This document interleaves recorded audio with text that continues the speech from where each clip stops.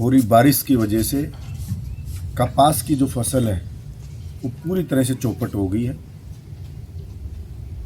फाल भी नहीं आ रहा है और जो भी थोड़े मोड़े से कपास के वो ये मानो कि 10 एक मान के चलो, कोई 10-20 पीस कपास के जो हुए उसके उनमें भी कीड़े पड़ गए हैं। बाजरे की फसल है 70% गांव में वो चौपट हो गई है, गिर गई है।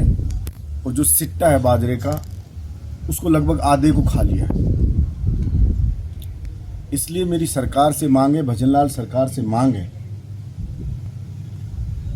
कि इस कपास की और बाजरे की फसल में जो नुकसान हुआ है उसका सरकार मुआवजा दे,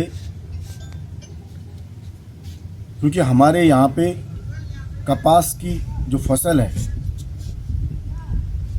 वही थोड़ी इनकम वाली फसल मानी जाती है इस सीजन में।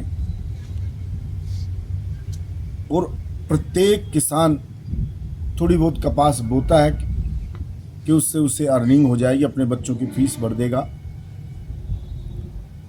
लेकिन वो पूरी तरह से चौपट हो चुकी, मतलब 10% भी फसल है जो कपास की वो मिलेगी नहीं किसान को। 90% का नुकसान है।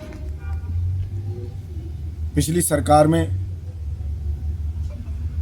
सरसों का मुआवजा मिला, कुछ का रह गया, वो भी मुआवजा अब तक मिला नहीं है।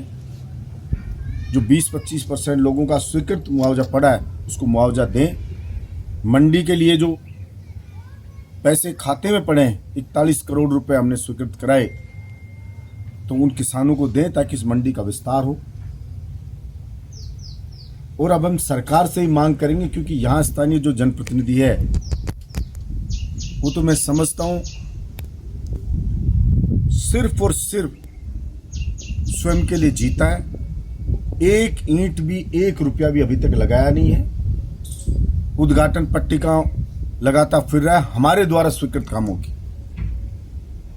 FS निकली हुई है पिछली सरकार की, उन्हीं के पंचायतों में कह देता 5 लाख दे देता हूं आपको, 10 लाख की घोषणा कर देता हूं।